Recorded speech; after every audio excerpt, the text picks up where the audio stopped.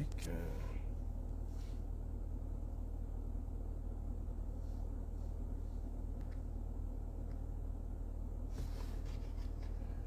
Bonjour, bonjour, bonjour et bon dimanche. Ne vous inquiétez pas, on sait très bien ce qui se passe avec Facebook. Les contraintes de Facebook. Donc j'ai regardé, je vois que ma mère n'est pas en live. Et c'est pour ça que je me permets de lancer un live ce matin. Parce que j'apprends des choses qui me font un peu rire. Nous allons un peu rire ensemble pour quelques minutes. En attendant, savourons un peu la belle musique.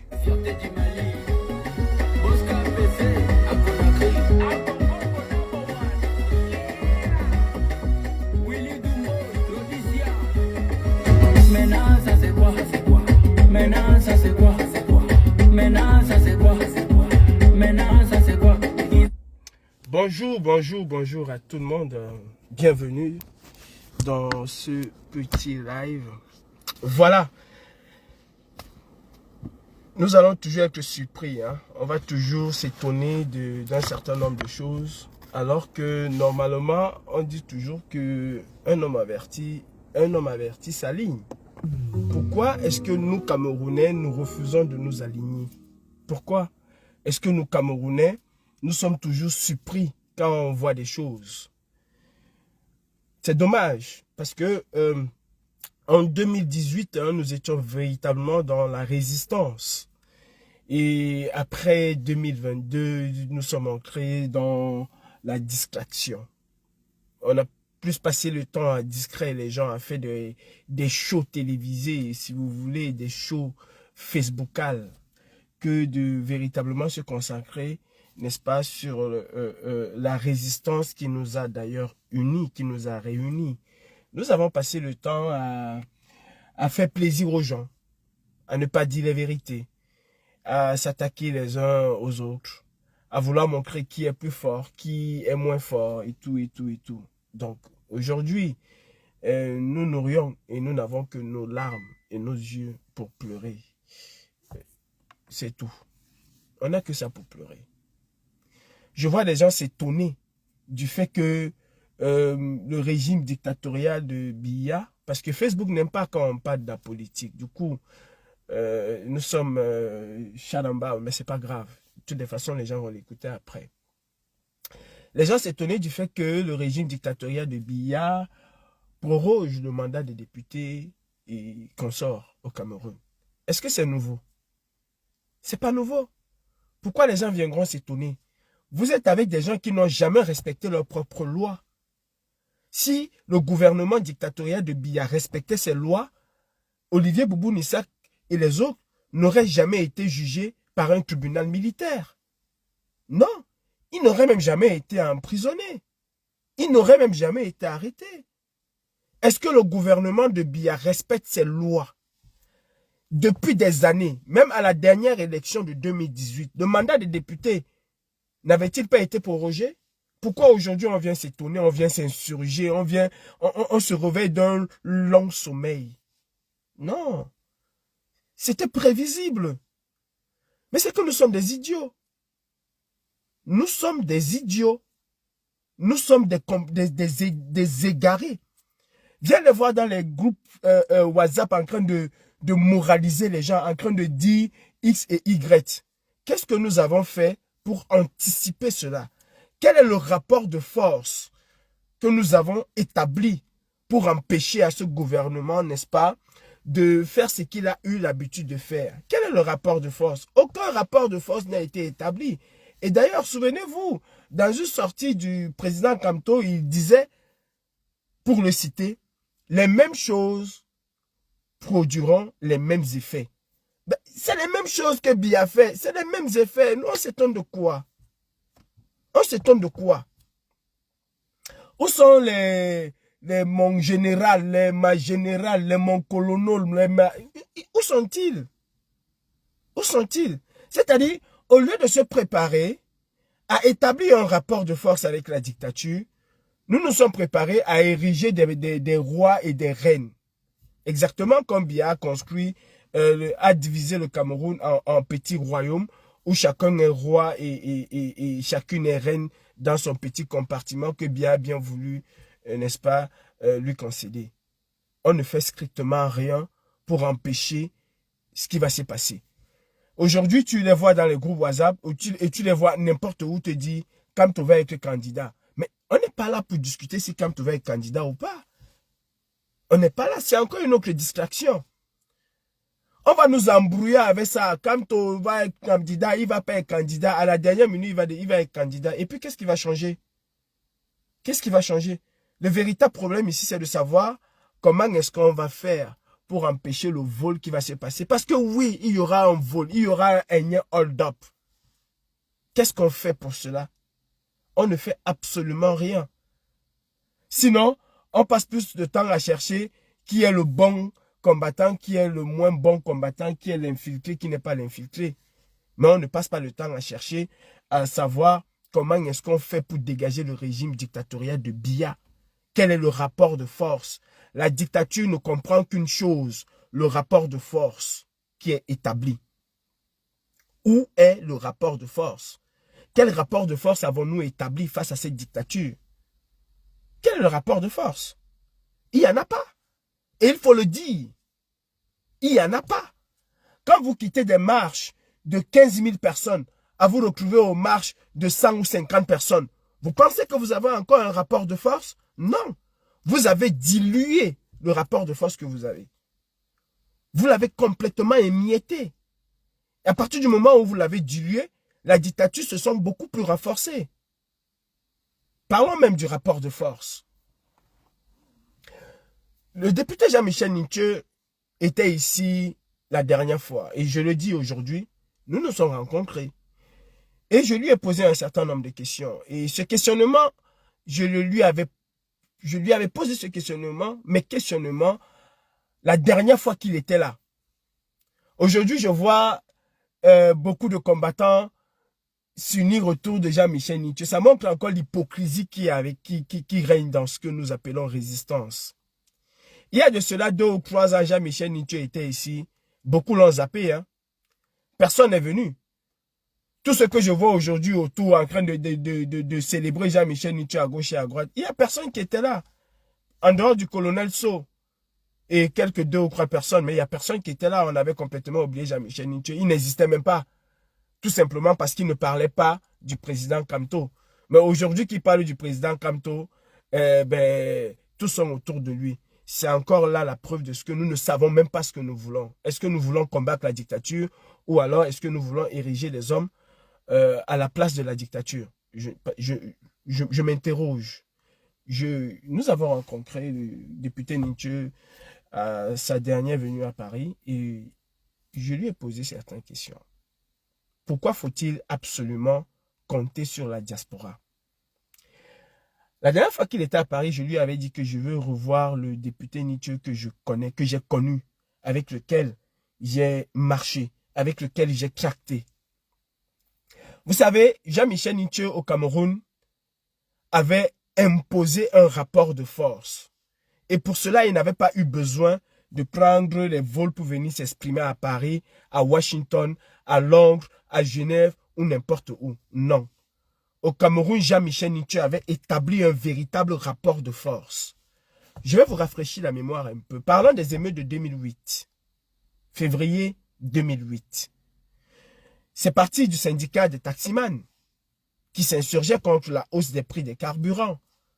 Mais l'amplificateur, c'était qui? Contrairement à ce que les gens pensent, ce n'était pas la Puro Mbanga. Non. Non. La véritable poudrière de ces émeutes de 2008, c'est Jean-Michel Nithieu. Celui qui fait comprendre au peuple que nous devons nous saisir de cette histoire pour avoir des revendications beaucoup plus profondes, c'est Jean-Michel Nithieu. Est-ce que vous avez appris un jour que Jean-Michel Nithieu a été intimidé d'une certaine manière? Non. Pourquoi Jean-Michel Nithieu n'a-t-il jamais été intimidé même comme le président Kamto? Oui, il faut le dire. Jean-Michel Nithieu n'a jamais été intimidé au Cameroun comme le président Kamto. D'ailleurs, il était craint plus craint que John Frundi. Pourquoi? Parce qu'il avait réussi à établir un rapport de force. Parce que le gouvernement, exactement comme avec Eto'o, le gouvernement dictatorial de Biya savait que s'il touchait à Jean-Michel Nche, il embrasait le Cameroun d'une certaine manière. Voilà pourquoi, au lieu d'arrêter Jean-Michel Nche, on allait plutôt arrêter la Puro Mbanga, qu'on avait déjà essayé de peindre d'une certaine manière. Et il était la personne qui pouvait moins faire embraser le Cameroun. Et d'ailleurs, est-ce que les Camerounais se sont levés? Non, ils ne se sont pas levés quand on a arrêté la Puro Mbanga. Non, ils ne se sont pas levés. Il faut arrêter l'esbrouf avec les Camerounais. Il faut arrêter de tourner les Camerounais en bourrique. Parce que ça, c'est de l'esbrouf. Le RDPC, on nous a dit ici que depuis peut-être 2 ans, ce qu'on apprend, ce qu'on écoute, ce qu'on entend, c'est qu'ils ne peuvent pas tenter de proroger les mandats des députés. Sinon, ils vont nous voir. Ils ont prorogé. Qu'est-ce qu'on va faire? Qu'allons-nous faire? Rien du tout. Ils vont voler les élections de 2025. Qu'est-ce qu'on va faire? Rien du tout. Nous allons brailler dans les réseaux sociaux. Brailler. Qu'est-ce qu'on va faire? Rien du tout. Nous n'allons strictement rien faire. Pourquoi? Parce que nous sommes des poltrons. Parce qu'on est en train de sortir du véritable champ d'action. Nous sommes, y compris les hommes politiques camerounais, nous sommes en train de sortir du véritable champ d'action qui essaie de combattre la dictature.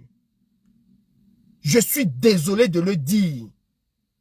Il y a une différence entre combattre la dictature et ne pas la combattre. Quand on combat la dictature, on ne participe pas à ce qu'on sait d'avance qu'on va échouer. On ne va pas aux élections pour venir dire après qu'ils ont volé. Ils l'ont fait 1 fois, 2 fois, 3 fois, 4 fois. Mais il n'y a rien qui nous dit qu'ils ne vont pas le faire une 5e fois ou une 6e fois. Il n'y a absolument rien qui nous dit qu'ils ne vont pas le faire. Mais rien du tout ne nous dit. Ne nous dit rien du tout. Rien. Mais arrêtons un peu. Sincèrement, arrêtons un peu. Il est temps, n'est-ce pas, que nous puissions mettre des choses en œuvre pour amener le Cameroun à véritablement changer. Il est temps. Participer à un processus électoral, c'est donner un gage à la communauté internationale que les choses vont bien au Cameroun. Ce n'est que ça. C'est donner un gage, c'est participer à un semblant de démocratie qui n'y en a pas.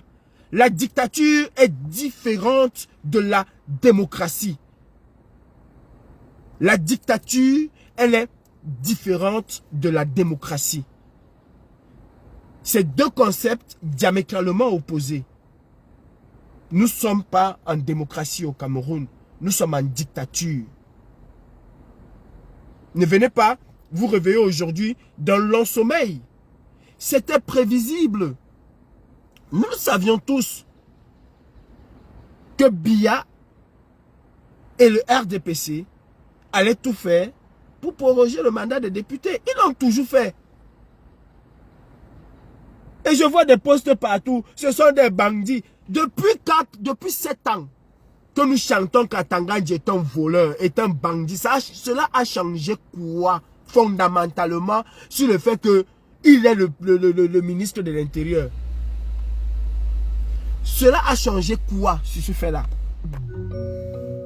Est-ce que cela a changé quelque chose sur le fait que malgré les insultes, il est toujours le ministre de l'Intérieur? Et quand je vois le président Kamto répondre au moins, c'est-à-dire à la moindre sortie d'Atangandji, je me demande, mais nous combattons contre qui? L'adversaire du président Kamto, c'est Atangandji, à qui il doit répondre, ou c'est à Biya, à qui il doit répondre? Je pense que le président Kamto a mieux à faire que de répondre à Atangandji. Ce n'est pas une première fois, ce n'est pas une 2e fois, ce n'est pas une 3e fois qu'il répond à Atangandji. Non, ce n'est pas Atangandji son adversaire. Atangandji n'est qu'un fonctionnaire comme le reste des fonctionnaires, comme même Biya. Mais son adversaire politique, c'est Paul Biya. Qu'il vient répondre à Paul Biya, pas à Atangandji. Parce que répondre à Tangandi, c'est se rabaisser au niveau d'Atangandi. Quand tu réponds à un voleur, quand tu passes le temps à répondre à un voleur, tu te rabaisses au niveau du voleur. Prendre de la hauteur, prendre de la grandeur. Il est fondamental d'accepter que le président Kamto a changé le paysage politique au Cameroun. Mais il est absent de ce fait-là. Il est absent aujourd'hui. Il a donné l'envie aux jeunes de s'intéresser à la politique. Il a amené les jeunes aujourd'hui à parler à visage découvert. Mais il faut le dire, et je le dirai toujours, il faut le redire, il a abandonné ces jeunes-là. Il a abandonné ces jeunes.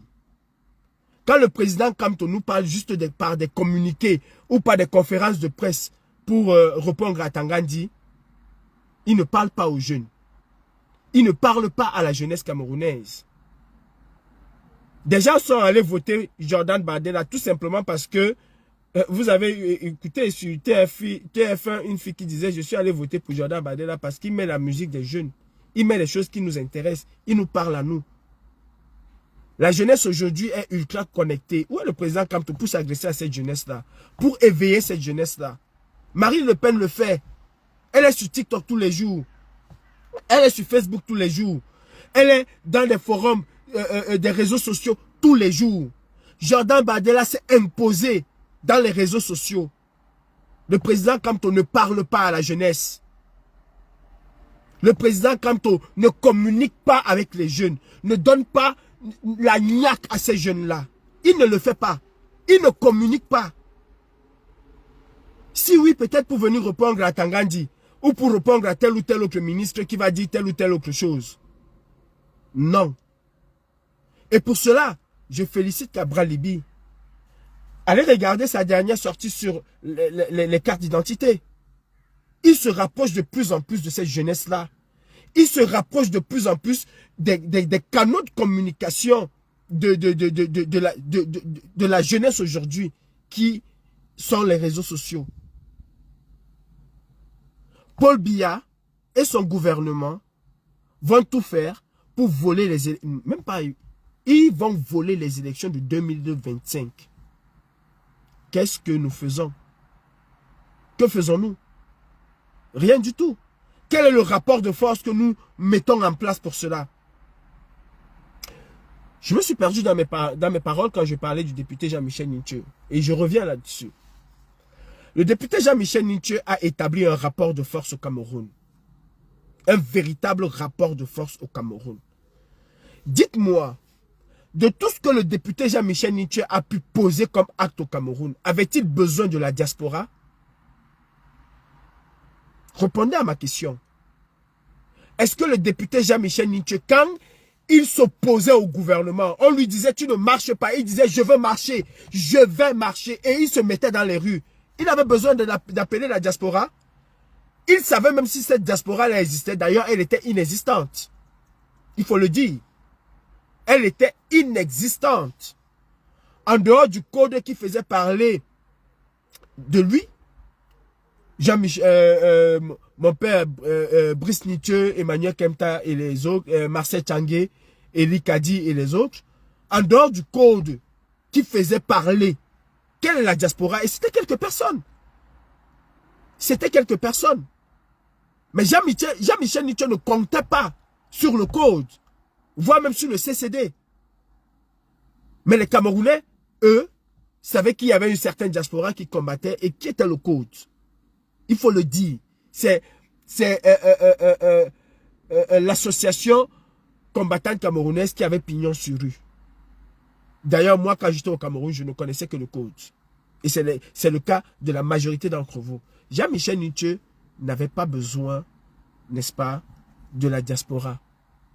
Et on vient nous vacciner aujourd'hui avec des choses qui, moi, m'écœurent. Quand on nous dit, oui, vous savez qu'ils sont devenus barbares, vous avez la liberté de faire un certain nombre de choses ici que nous ne pouvons pas faire au Cameroun. Non. Non, ils étaient encore plus barbares en 90. Mais les Mbouama Sok ont osé. ils ont défié la dictature. Jean-Michel Nicho, combien de fois a-t-il défié la dictature? Plusieurs fois. A-t-il subi des conséquences physiques? Oui, quelques intimidations. Mais il y avait un rapport de force qui a été établi. Et c'est toujours, moi je le trouve malsain, de faire croire à la diaspora qu'elle est la seule force d'opposition au Cameroun. Nous avons perdu cette force d'opposition-là. Nous avons perdu cette force. En 2022, quand j'ai dit que le combat était au Cameroun, que la diaspora avait fait ce qu'elle avait à faire, et que c'était aux Camerounais de prendre le relais, j'ai été conspué. Nous avons été conspués, insultés. Mais je vois les mêmes qui nous ont insultés aujourd'hui se balader un peu partout au Cameroun avec les t-shirts, l'alternance c'est X, l'alternance c'est Y. Mais c'est justement ce que nous avions dit en 2022. Que le combat était au Cameroun. Pourquoi vous ne vous baladez pas dans les rues de Paris, de Genève, de Washington avec ça? Parce que ça ne sert à rien. Parce que le véritable endroit où il faut être, c'est au Cameroun. Nous n'allons pas transporter le problème et le laisser complètement à la charge de la diaspora. Nous devons conscientiser les Camerounais. Nous devons éveiller les Camerounais. Et je ne veux pas et je ne souhaite plus entendre qu'on vienne nous faire croire qu'il n'y a que la diaspora camerounaise qui peut se battre pour le peuple camerounais. C'est faux et archi faux. Arrêtons de nous réveiller chaque jour que le RDPC va faire quelque chose. C'est prévisible. Arrêtons de nous réveiller chaque jour que le RDPC va faire quelque chose. C'est prévisible. Ok. Nous avons dit qu'ils ne vont pas prolonger, qu'ils ne peuvent pas proroger le mandat des députés. Que s'ils essayaient, on allait voir le Mamipi. Qu'est-ce qu'on fait? Que faisons-nous? Qu'allons-nous faire? Rien du tout. Zéro macabo. Au contraire, on a trouvé une nouvelle distraction. Brenda est devenue ci, Brenda est devenue ça. Hier, c'était Eto. Aujourd'hui, un peu, il se repose, c'est Brenda. Mais demain, Eto va revenir. Ou après, demain, ce serait... Non, ils ne peuvent pas empêcher au président Kamto de se présenter. Machin, on va passer 6 mois là-dessus. Ou 8 mois là-dessus. Et se réveiller peut-être en juillet 2025 et trouver que le président Kamto est finalement candidat. C'est à ce moment-là qu'on va vouloir mettre des stratégies sur pied? Non. La dictature, on ne part pas aux élections avec une dictature. On combat une dictature. Moi, quand je dis aux gens, allez vous inscrire, allez voter, c'est parce que je trouve que la majorité de ceux qui allaient porter ce mouvement de contestation sont pour une élection au Cameroun. Je ne peux que suivre le mouvement, tout en disant et en portant mes réserves. Et c'est ça la grandeur de quelqu'un. Je suis, mais je vous dis d'avance que ce que vous voulez faire là, puisque c'est la majorité qui décide, ça ne va pas marcher. Cela ne va pas marcher. Il y a des gens ici qui nous ont tassé de tous les noms. Ils veulent acheter les armes. Quand le président Kamto dit que ne nous amenez pas où vous voulez que nous allons là, il parle de quoi? Il parle du désordre. Il parle de la destruction.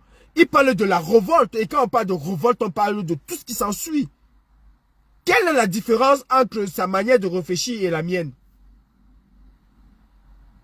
Ou simplement parce que je suis plus cru?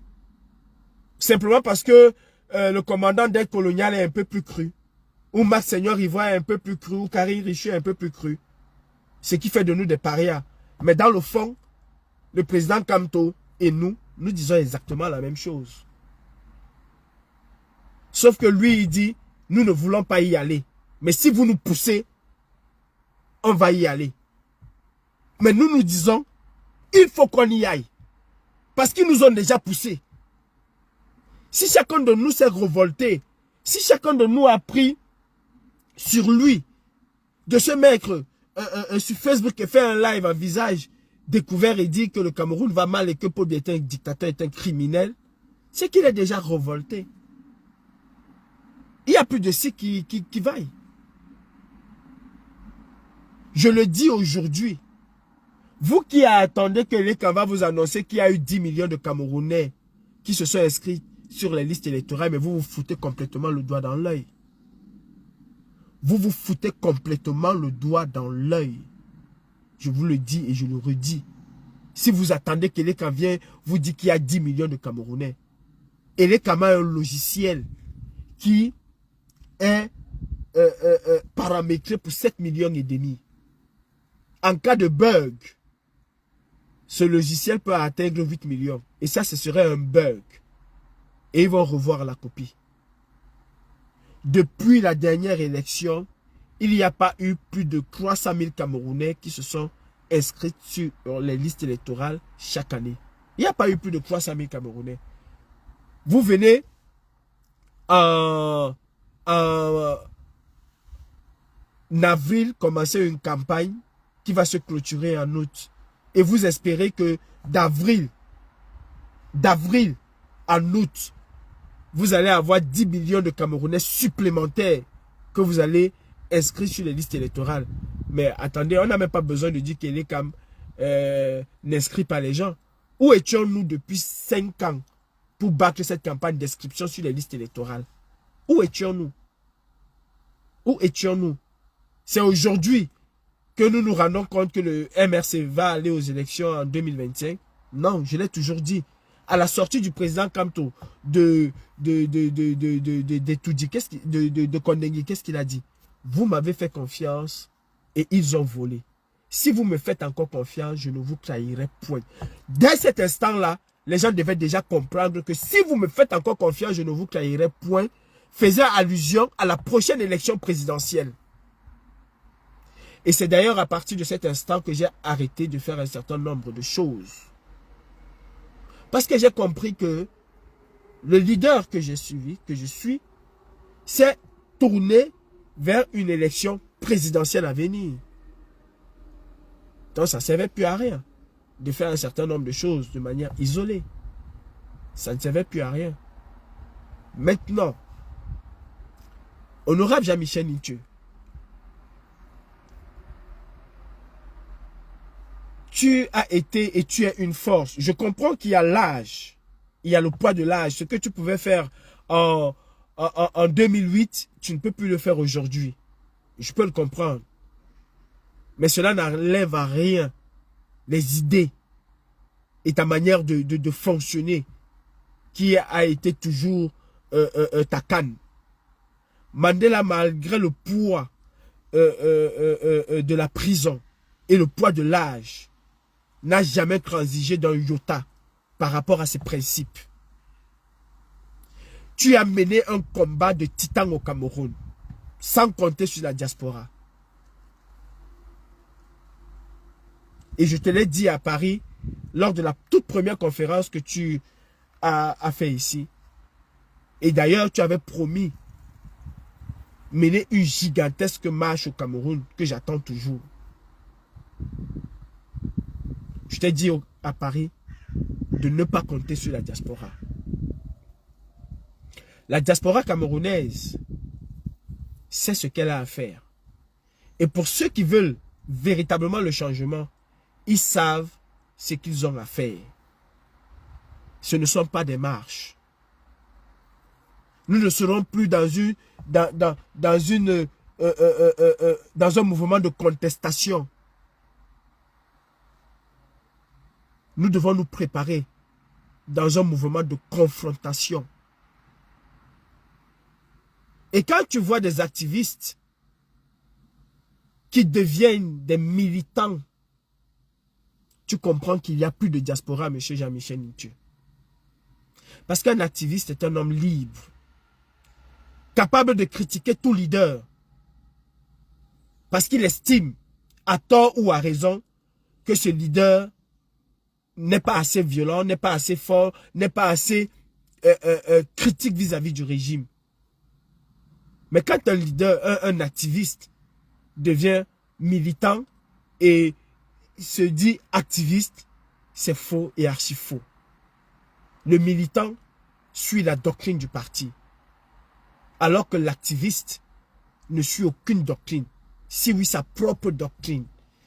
Et c'est une une utopie de croire que les activistes sont moulés dans un même moule, où ils réfléchissent de la même manière, où ils parlent de la même façon, où ils ont une ligne directrice, surtout verbale. L'activiste, par essence, est quelqu'un qui va à contre-courant de ce qui est établi. L'activiste, par essence, est quelqu'un qui va à contre-courant de ce qui est établi. Un activiste n'est pas là pour faire allégeance à un homme politique. Un activiste suit un homme politique parce que leurs idées, parce que leur façon de voir concorde. Et ce n'est pas parce que je suis un homme politique, parce que nos idées concordent, que je ne peux pas critiquer cet homme politique quand je sens que nous ne sommes plus en phase. Vice versa. L'homme politique peut être d'accord avec moi sur un sujet et ne pas l'être sur un autre sujet. C'est comme ça. Mais quand un activiste fait du militantisme, Monsieur Jean-Michel Nithieu, je suis désolé, vous ne l'appelez plus diaspora combattante. Non. Il n'est pas différent d'un militant encarté. Et raison pour laquelle il va vous dire, c'est le combat de mon président. Je me bats pour mon président. Mon président n'a pas dit que je pars exactement comme les gardes du Lamido de Rebouba. Si vous connaissez un peu le Nord, les guerriers du Lamido, ils te disent, Baba Viaï, le père n'a pas dit. Si sa maison est en train de brûler, tant que le père n'a pas dit va éteindre, il ne bouge pas. Parce que Baba Viaï, Mika Midilata, Midjodahado, chez Baba Viam, Baba Viaï. Exactement. Quand vous entendez des soi-disant activistes vous dire, on vous a chassé du combat de notre président. Ce ne sont plus des activistes. Parce que Paul, lui, il s'est levé parce qu'il n'y a pas de l'eau chez lui, dans son village. Pierre, il s'est insurgé parce qu'il n'y a pas de route dans son village. Il ne s'est pas levé parce qu'il soutient un président. Il ne s'est pas levé parce qu'il soutient un leader politique. Il s'est levé parce que l'électricité n'arrive pas dans sa contrée. Il s'est levé parce que son enfant n'arrive pas à être soigné. Voilà pourquoi il s'est levé. Voilà pourquoi il revendique un certain nombre de choses. Maintenant, il peut s'agglomérer, il peut s'attacher à un homme politique parce qu'il prouve que cet homme politique défend ses idées. Mais on ne viendra pas lui dire que sort du combat de mon président. On vous a chassé de notre combat. On vous a enlevé de notre combat. Vous n'êtes plus des combattants. Attendez, le combat c'est quoi? Est-ce vouloir le départ de Biya? Alors, je veux le départ de Biya. Je ne soutiens pas le président Tantapion. Je ne suis pas combattant. C'est ça votre logique. Et c'est ça que le président Jean-Michel Nithieu va appeler diaspora combattante. Et alors, cerise sur le gâteau, on est très content quand c'est diffusé par Canal 2, qui n'est autre que le tam-tam pluriel du RDPC. Quand vous êtes élevé par la chaîne de quelqu'un qui soutient Mordicus, hein, la candidature de Biya pour 2025, vous ne voyez pas qu'ils sont en train de se moquer de vous? Ne voyez-vous pas qu'ils sont en train de se moquer de vous? Arrêtons de rêver en fait. Monsieur Jean-Michel Nithieu, vous êtes suffisamment fort au Cameroun et je le sais. J'ai cheminé avec vous. Et ce n'est pas aujourd'hui que je vous le dis. La diaspora camerounaise a les limites dans ce qu'elle peut faire. Et la société civile camerounaise a une responsabilité aussi. Mais ma lecture de notre soi-disant résistance aujourd'hui, c'est que tout est porté vers la diaspora. Tout est porté vers la diaspora. Et de quelle diaspora parlons-nous? De quelle diaspora parlons-nous? Je peux vous dire, sans me tromper, 80% de cette diaspora ne veulent pas de billets. 80% de cette diaspora ne veulent pas de billets. Il n'y a qu'une toute petite minorité qui s'accroche encore à billets. Mais dans la plus grande majorité, y compris même dans les rangs du RDPC, ici en Europe, en Occident, en diaspora, ils ne veulent plus de billets. Mais si vous ne voyez pas des gens, et si vous organisez des choses et que vous voyez que les mêmes personnes tous les jours, mais posez-vous des questions. Où est la diaspora camerounaise? Où est cette diaspora hétéroclite qu'on a retrouvée aux premières heures des marches à Paris? Et je peux vous dire que dans cette diaspora, vous aviez des membres du RDPC qui n'en voulaient plus. Seulement, les gens ne veulent pas nous suivre et ne veulent plus avoir affaire à nous. Tout simplement parce que nous sommes devenus réducteurs, M. Jean-Michel Nthieu. Nous sommes devenus réducteurs. Je ne vous apprends rien. Votre propre frère, ceux qui vous portent aujourd'hui en triomphe, n'ont-ils pas essayé de zigouiller votre propre frère en lui tensant de tous les noms? Eh bien, comprenez que c'est la même chose qu'ils ont fait avec tous les Camerounais qui osent penser différemment d'eux. Et de quelle diaspora combattante vous parlez? Vous le savez très bien, M. Jean-Michel Nthieu. Si nous voulons établir un véritable rapport de force, alors il nous faut une synergie de force. Il faut une certaine union, une certaine osmose entre cette diaspora-là. Mais aujourd'hui, on est très loin du compte. On est extrêmement loin du compte. Les gens veulent le changement. Les gens ne veulent plus de billets. De plus en plus de voix se lèvent. Mais de moins en moins de personnes nous suivent. De moins en moins.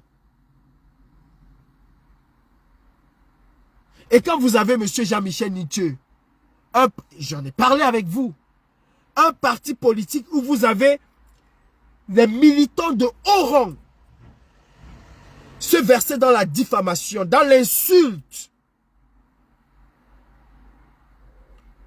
et qu'aucune sanction n'a jamais été prise contre ces militants-là, ça fait un peu peur. Ça fait un peu peur. Et ça ternit l'image rassembleur du parti. Le Front National, et ces paroles sont de Jordan Bardella, un parti politique qui vise le pouvoir, un parti politique qui entend gouverner, ne saurait tolérer dans ses rangs des personnes qui diffament, qui insultent, qui vont à contre-courant de la cohésion. Ne saurait tolérer dans ses rangs des personnes qui tiennent des propos inappropriés. D'ailleurs, il vous en souvient, l'actualité elle est là. Le RN a dû se séparer d'un certain nombre de personnes. Autour de ou autour d'elle. Je sais pas. Il a dû se séparer d'un certain nombre de personnes. Vous avez un parti politique qui a su, par la force de son leader, amener les Camerounais à s'intéresser à la politique. Et vous avez au sein de ces partis les militants de premier rang, de haut vol, c'est-à-dire je parle des cadres du parti dans la diaspora, qui encouragent et qui participent même aux insultes. Et que vous venez encore présenter comme régional, vice-régional, présidente de ceci, présidente de cela. Et ce sont ces gens-là qui insultent dans les réseaux sociaux au nom de votre parti. Je suis désolé, hein. Ils ne sauront dire que non, j'ai parlé à ma personne en tant que Camerounaise. Non, c'est faux et archi faux. À partir du moment où vous représentez un parti politique, vous devenez exemplaire. Parce que tout ce que vous allez faire va être collés aux partis politiques. Il y a des militants du RN qui ont été élus au second tour, mais qui sont rattrapés par des posts qu'ils ont fait il y a 2 ans, qui sont rattrapés par des posts Facebook qu'ils ont fait il y a 4 ans, qu'ils ont même été rattrapés. Il y a une qui elle a été qualifiée pour le second tour et largement qualifiée, mais son parti l'a destituée et on l'a contraint même à désister. Parce que oui, on pouvait la destituer du parti et elle restait toujours, mais on l'a contraint à retirer sa candidature pour une photo qu'elle a postée il y a des années en arrière. Beaucoup ont été parachutés. Hein. Quand on regarde le cas du RN aujourd'hui, ce n'est pas différent de ce qu'on voit. Beaucoup ont été parachutés dans les partis politiques sans avoir aucune culture politique. Aucune. Je ne suis pas politicien, je suis activiste. Et tous ces activistes qui parlent aujourd'hui là, se sont réveillés après moi. Donc ils ne viendront pas me faire la leçon. Je suis activiste. Et je ne suis pas activiste de la diaspora. J'ai été activiste au Cameroun. J'ai marché avec le baobab Jean-Michel Nithieu. J'ai tracté avec le baobab Jean-Michel Nithieu. J'ai été arrêté, torturé à la GMI et à la PJ pour mon pays, le Cameroun. Et je n'ai pas attendu la diaspora. La diaspora n'a été qu'un réveil supplémentaire.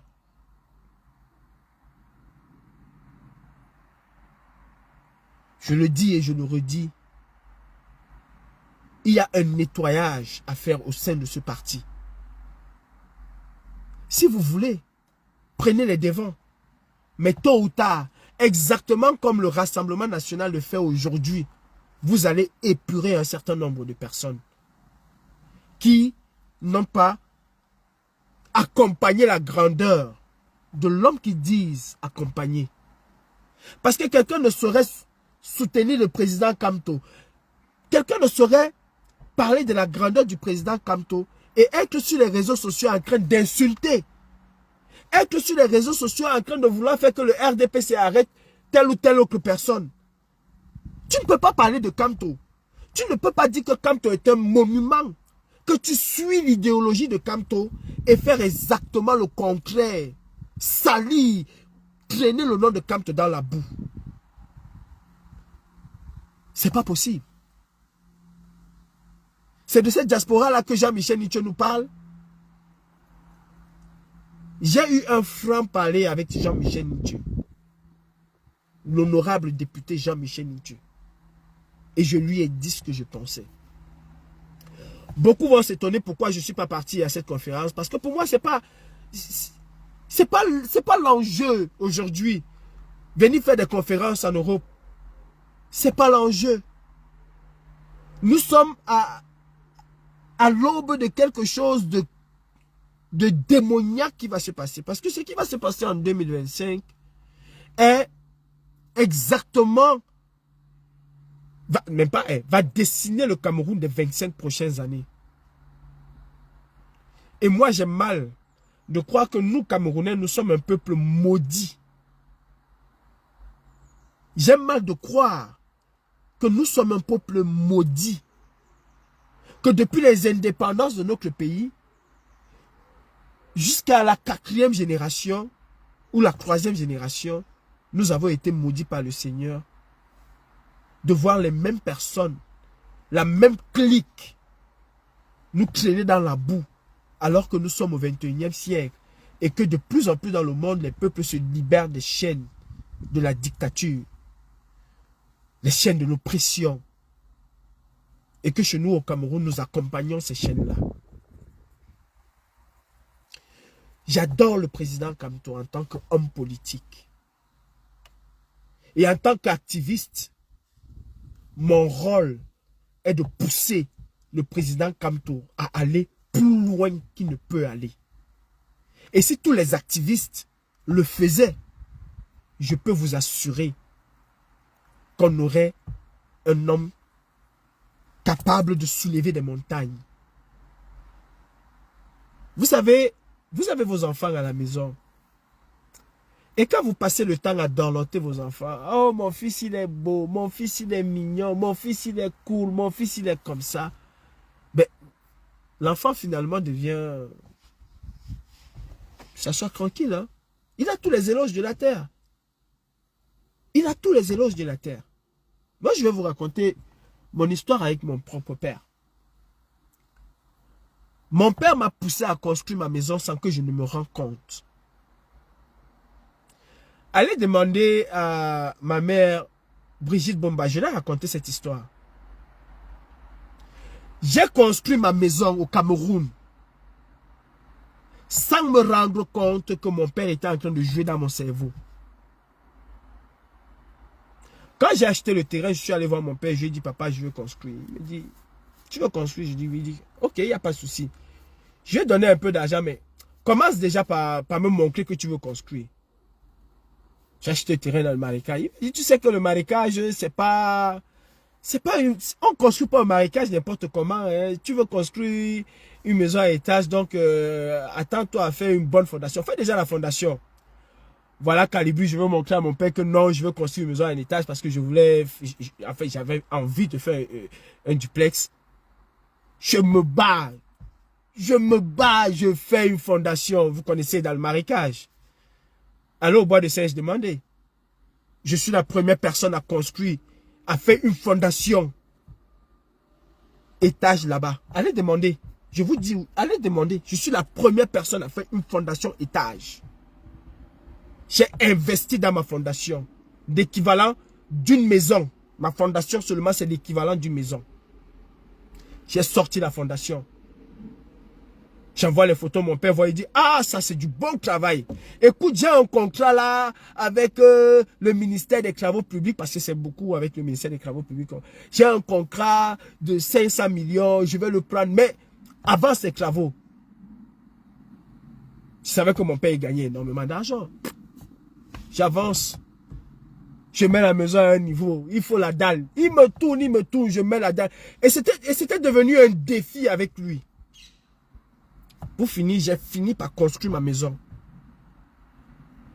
Je me suis rendu compte que le vieux là a joué dans mon cerveau. C'est une leçon que j'ai apprise. Faut jamais dorloter un enfant. Vous voyez souvent même les chefs là, les chefs ou bien les successeurs de nos parents en pays bamileke. Parfois l'enfant qui succède le père est l'enfant qu'on ne s'attendait pas. C'est l'enfant qu'on ne s'attendait pas. Mais quand vous passez le temps à dire tu es beau, tu es beau, tu es beau, tu es beau, tu es beau. Le rôle d'un activiste, c'est de booster l'homme politique qui te suit. C'est son rôle, c'est de booster. Un activiste est comme une femme qui est une éternelle insatisfaite. Un véritable activiste n'est jamais satisfait de ce que le leader politique fait. Il pousse toujours à aller de l'avant. Il pousse toujours le leader à aller de l'avant. La preuve, nous avons dit des choses ici. Nous sommes montés au créneau contre vents et marées. Le président comme toi finit par faire. Est-ce qu'il le pensait depuis? Je n'en sais rien. Mais je sais une chose, c'est que nous avons dit et que cela a fini par aboutir. Arrêtez de faire un certain nombre de choses. Le véritable combat, c'est au Cameroun. Je le dis et je le redis. D'ailleurs, quand vous allez vous promener au Cameroun avec vos t-shirts sur le dos, c'est pourquoi? C'est parce que vous avez compris que le véritable combat, c'est là-bas. Vous nous avez insultés ici. Oh, ils ont voulu détruire le combat en diaspora. Ils ont voulu faire ceci. Comme on a voulu détruire le combat en diaspora, je vais vous prendre un exemple très simple. Hein. À l'époque, on marchait avec pas moins de 3000 personnes. Comme on a voulu détruire le combat en diaspora et que vous avez relevé le combat en diaspora et que finalement vous vous retrouvez avec 200 personnes ou 300 personnes, vous ne voyez pas qu'il y a une dichotomie entre ce que vous dites et la réalité des choses? Vous ne voyez pas qu'il y a une contradiction? Quand vous organisez des choses, des conférences de presse ou quoi, et que vous vous retrouvez avec les mêmes personnes à ces conférences-là, vous ne voyez pas qu'il y a une démagogie, vous ne voulez pas vous rendre compte de la réalité des choses? Non. Vous avez décrit le combat en diaspora. Ce n'est pas parce que j'ai dit que le combat c'est au Cameroun que j'ai décrit le combat. Non, j'ai ramené le combat, j'ai ramené la responsabilité du combat où il faut que cette responsabilité-là soit. Si nous bloquons les ambassades ici, nous cassons les ambassades, nous faisons tout et que les Camerounais ne se lèvent pas, le régime qui va se succéder à lui-même va être conforté dans ce que les Camerounais veulent qu'il reste là. Donc nous devons amener les Camerounais à comprendre qu'en 2025, ce serait une bataille. Et je dis non à ces combattants qui continuent à attendre que le président Kamto en campagne électorale vienne vous dire « Nous allons tcham ». Il ne va pas vous dire que nous allons tcham. À partir du moment où le président Kamto vous dit que si vous voulez nous amener là où vous voulez qu'on aille là, on est capable de le faire. C'est qu'il est déjà en train de vous dire de manière subliminale que, ben, écoutez les gars, préparez-vous à cela. C'est là où ils veulent nous amener. Et c'est là où ils vont nous amener. Et tout activiste qui se respecte devait à partir de ce moment-là se détacher du MRC et revêtir sa toque d'activiste et être dur avec ce régime. Biya n'est pas venu en Suisse pendant un bon bout de temps parce que nous avons établi un rapport de force sur le terrain.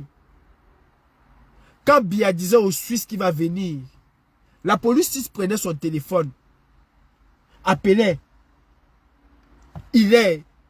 Calibri, appelait le président Brice Nietzsche. Les gars, qu'est-ce que vous allez faire? Le papa là, il est malade. Il veut venir se soigner. Nous l'avons donné 2 jours. Nous l'avons donné 2 jours. Nous l'avons dit qu'il ne peut être là que pour 3 jours. Vraiment, pour des raisons diplomatiques, on est obligé d'accepter parce que nous sommes liés par certaines conventions. Mais il n'a que 2 jours. Quand il vient aujourd'hui, on appelle qui? On s'en fout. Quand vous dites qu'on va aller gâter la Suisse, ben, ils s'en foutent. Parce qu'ils savent que nous avons détruit le rapport de force que nous avons nous-mêmes établi. Et nous l'avons nous-mêmes détruit.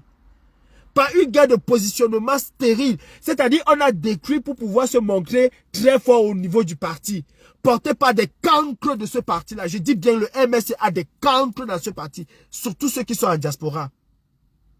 Et malheureusement, une certaine partie des cadres de ce parti installés au Cameroun ont suivi des cancres du parti de la diaspora. Parce que je ne comprends pas. Un parti qui a comme slogan de base la renaissance, peut se retrouver avec des barbares, des personnes qui insultent. Vous avez un haut cadre, un haut responsable du parti, qui est dans les lives Facebook en train d'encourager les gens qui sont en train d'insulter. Bravo mon lion, bravo ma lionne, bravo mon général, il faut les choquer dans le fémur. Cadre d'un parti, avec ce genre de commentaires, qui est aussitôt capturé et qui va ressortir demain. Mais je pense, sans me tromper, que ce qui se passe aujourd'hui avec le Rassemblement national, et même pas seulement le Rassemblement national, chaque parti a eu son petit lot. Chaque parti, ici en France, a eu son petit lot de candidats qui a été rattrapé par une phrase, par un mot déplacé qu'il a dû utiliser. Je vous le dis, hein, quand je dis que le président Kamto communique à l'ère de 1990, je le dis avec raison. Aujourd'hui, nous sommes à l'ère du numérique. Il y a encore 6 ans, les mêmes candidats qui sont accablés aujourd'hui seraient passés incognito. Il y a encore 6 ans, les mêmes candidats, avec les mêmes propos qu'ils ont tenus il y a 6 ans, seraient passés sans problème. Mais nous sommes à l'ère du numérique. Et chaque mot que tu dis aujourd'hui est archivé. Souvenez-vous, Brenda Biya a posté un truc hier. Elle a supprimé, elle a clôturé son post exactement comme Steve Fa avait fait. Oh, on a piraté mon truc. Elle est venue raconter tout un tas de trucs. Voilà les vidéos qui sont dehors, non? Sachez que il y a des personnes ici qui sont là rien que pour enregistrer tout ce que vous faites et dites. Ne soyez pas surpris. Ne soyez pas surpris. Le RN a une candidate noire qu'on n'a jamais vue, qui est passé au second tour.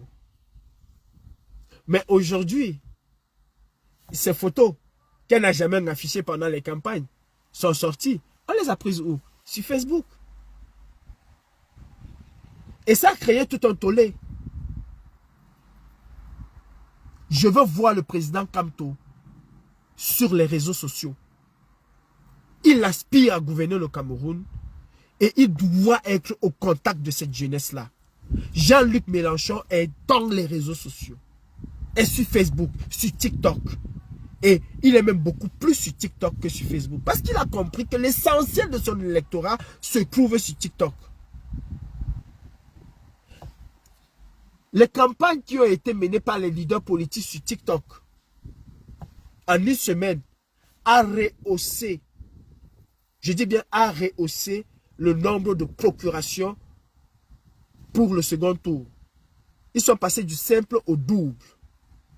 Et Jean-Luc Mélenchon était sur TikTok pour dire aux gens, nous savons que c'est tombé très mal, vous êtes en vacances, mais faites des procurations pour que des gens aillent voter pour vous.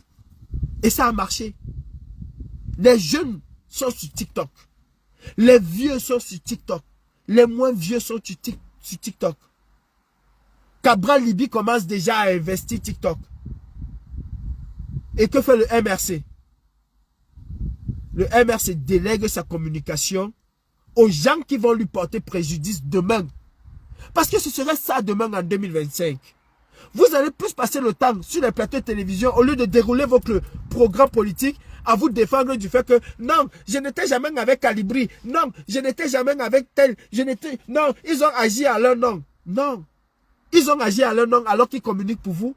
Ils ont agi à leur nom alors qu'ils sont dans vos réunions. Ils ont agi à leur nom alors que vos cadres sont dans leur live pour les dire vas-y, il faut le tuer dans le fémur. Bravo, vos cadres sont dans le live pour les encourager. Cadres de premier rang. Cadres de premier rang sont dans leur live pour les encourager. Avec leur nom et leur photo. Il faut être débile. Il faut être débile. Est-ce que vous avez vu le second tour des élections en France? Vous savez sur quoi ça a été basé? Est-ce que vous savez sur quoi cela a été basé? Que ce soit Marine Le Pen, que ce soit Jordan Bardella, il a plus passé le temps à s'expliquer sur ces candidats qui ont dérapé il y a 4 ans, il y a 2 ans, que dérouler son tapis, dérouler son programme politique. Et c'est la même chose qui va se passer avec vous et le RDPC. On va vouloir vous associer au cas des ambassades. On va vouloir vous associer à Calibri. On va vouloir vous associer à Sandy. On va vouloir vous associer à Tel. On va vouloir vous associer à Betty. On va vouloir vous associer à Fils du Planteur. On va vouloir vous associer à Villageois. On va vouloir vous associer aux combattants. Et vous allez vouloir dire, non, on n'est pas avec eux. Et vous êtes dans les mêmes réunions ensemble. Vous les invitez. Non. Non, il faut savoir faire la part des choses. Moi, j'ai décidé à mon âme et conscience et en tant qu'homme libre de ne jamais me mettre à côté du MRC. Parce que je ne me suis jamais levé pour le MRC. Je suis capable de critiquer le président Kamto comme je critique le président Biya, dictateur de son État.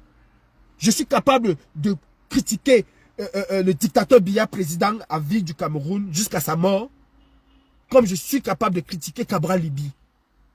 Et je suis capable de porter Cabral Libye comme je suis capable de porter le président Kamto. Ou le président Cabral Libye si ça vous dérange. Je suis libre. Je ne suis pas encarté. Je ne suis pas militant. Je suis activiste et je reste dans mon rôle d'activiste. Je ne serai jamais satisfait jusqu'à ce que Biya tombe. Et même quand Biya va tomber, si c'est le président Kamto qui le remplace, je vais encore critiquer le président Kamto. Je vais encore lui demander plus.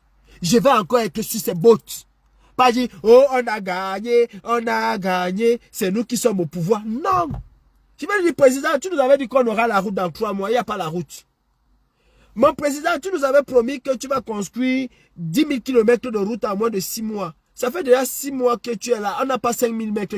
Non, je vais être derrière lui. C'est ça un activiste. Je ne me bats pas pour changer un homme par un autre homme. Et venir m'asseoir. Je me bats pour changer un homme par un autre. Et je me battrai continuellement pour que cet homme-là réalise ce qu'il a promis. Parce que les politiciens, je le sais très bien, c'est très facile de dire des choses quand on est hors du pouvoir. Et c'est très difficile de réaliser quand on est confronté à l'exercice du pouvoir. Emmanuel Macron, pour finir, n'est pas bête. Emmanuel Macron savait très bien le bordel qu'il foutait quand il a dissous l'Assemblée nationale. Il savait très bien que son parti politique allait perdre des voix. Il le savait très bien. Il a fait exactement à la Jacques Chirac. Quand il a senti que son parti, ces gens lui cassaient déjà, ben il a dit, ok, je vais vous apporter une cohabitation qui va vous montrer comment se passent les choses. Et il a fait.